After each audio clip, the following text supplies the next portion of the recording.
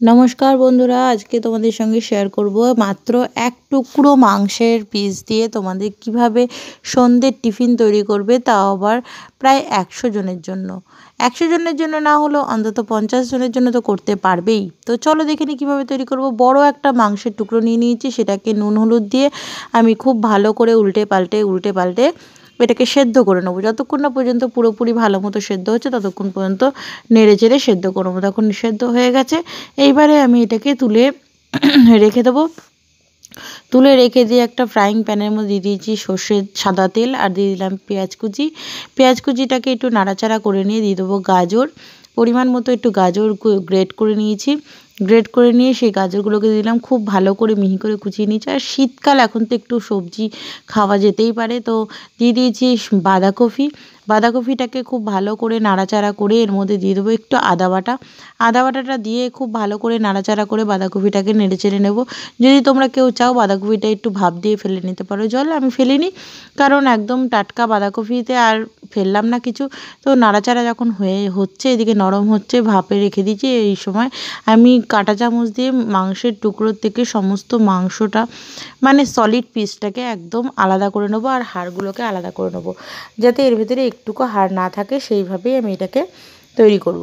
তো খুব ভালো মতো কাঁটা চামচ দিয়ে আলাদা করে নেবো মাংসের হাড় থেকে মাংসটাকে।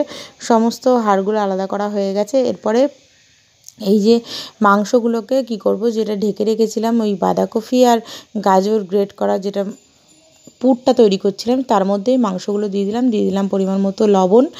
আর লবণটা দেওয়ার পর লবণটা বুঝে দিতে হবে, কারণ যেহেতু মাংস সেদ্ধ করার সময় লবণ দিয়েছিলাম সেটা পরিমাণটা বুঝে লবণ দিয়ে আর একটু সয়া সস দিয়ে দিলাম টেস্টের জন্য। দেওয়ার পর খুব ভালো মতো নেড়েচেড়ে এটাকে একদম শুকিয়ে নিতে হবে।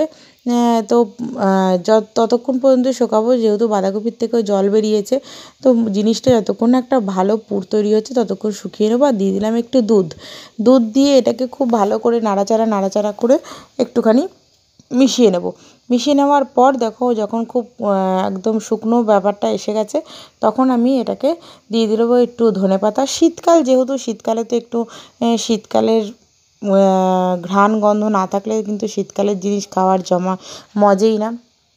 তো এই পুরটা যতক্ষণ শুকনো হচ্ছে ততক্ষণ আমি আর একটা জিনিস তৈরি করব, যেটা এটার বেসটা, সেই বেসটা তৈরি করে নেবো। এবার দেখো একটা কড়াইতে বসিয়ে দিয়েছি একটু গরম জলের মধ্যে দিলাম একটু সামান্য পরিমাণে লবণটা দেওয়ার পর দিয়ে দেবো বেসন দিয়ে গরম জলে আমি একটা ডো তৈরি করে নেবো। ডোটা তৈরি করে নিয়ে দেখো বেসন দিয়ে করছি, কিন্তু এটা একদমই ময়দা না, বেসন দিয়ে তৈরি করতে হবে। একটা ডো তৈরি করে নিয়ে পাতলা করে লুচির আকারে প্রথমে আমি এটাকে বেলে নেব। যেরকম ময়দা মাখা হয় সেরকম গরম জল দিয়ে ময়দা মেখে সেরকম এটাকে বেসন মেখে নিয়ে দেখো পাতলা করে বেলে নিয়েছি। বেলে নেওয়ার পর এবার ভেতরে যে পুরটা তৈরি করে নিলাম সেই পুরটা দিয়ে খুব ভালো মতো রোল করে দিচ্ছি। এটা যে খেতে কি ভালো লাগে তা না খেলে একদম বুঝতে পারবে না। এইরকমভাবে বেশ কয়েকটা তৈরি করে নেব। তো রেসিপিটা কেমন লাগলো অবশ্যই কিন্তু কমেন্ট করে জানাতে হবে। ভালো লাগলে like comment share and subscribe করতে হবে। সবারই আশা করি খুব ভালো লাগবে রেসিপিটা। তো এরকম নিত্য নতুন রেসিপি দেখতে অবশ্যই আমার চ্যানেলটিকে সাবস্ক্রাইবও কিন্তু করে দিতে হবে। সমস্ত বেসগুলো তৈরি করা হয়ে গেছে। এরপরে একটা প্লেটের মধ্যে আমি একটা ডিম ভেঙে নিলাম। ডিম ভেঙে নেওয়ার পরে এর মধ্যে দিয়ে দেবো সামান্য একটু লবণ, এর মধ্যে একটু গোলমরিচের গুঁড়োও দিতে পারো, যদি ঝাল পছন্দ করো তো দিতেও পারো, নাও দিতে পারো, সেটা তোমাদের পছন্দ মতো। এবার আমি গোলমরিচের গুঁড়ো দিইনি, যেহেতু বাচ্চারাও খাবে, ঝালটা খুব বেশি দিইনি, একটু অ্যাভয়েডই করেছি ঝালটা। তো এবার কর্নফ্লাওয়ারে ডুবিয়ে প্রথমে ডিমের কোটিং দিয়ে তারপরে কর্নফ্লাওয়ারে ডুবিয়ে এগুলোকে সব এক এক করে রেখে দেওয়ার পর এগুলোকে কড়াইতে তেল গরম করে ডুবো তেলে ভেজে নেব। ডুবো তেলে ভাজার সময় মনে রাখতে হবে খুব বেশি হাই হিটে ভাজা চলবে না, মিডিয়াম হিটে ভাজতে হবে, যাতে ভেতর পর্যন্ত খুব ভালো মতো ভাজা হয়। খেতে যে কি ভালো লাগে, এক কাপ চা, গরম চা কিংবা কফির সঙ্গে এই রেসিপিটা শেয়ার করো, দেখবে সবারই খুব ভালো লাগবে। আর ভালো লাগলে like comment share and subscribe করে দিও। আজকে একটা নতুন ধরনের রেসিপি তোমাদের সঙ্গে শেয়ার করলাম, কেমন লাগলো অবশ্যই কমেন্ট করে কিন্তু জানাতে ভুলবে না। ভালো লাগলে কিন্তু অবশ্যই একটা লাইক করে যেতে হবে। তো এরকমভাবে উল্টে পাল্টে সবগুলোকে ভেজে নেব এবং এটা ছোট থেকে বড় সকলেই খুব পছন্দ করবে। এটা টিস্যু পেপারের উপর রেখে নিয়েছি, দেখো ভেঙে দেখিয়ে দিলাম কেমন লাগলো খেতে।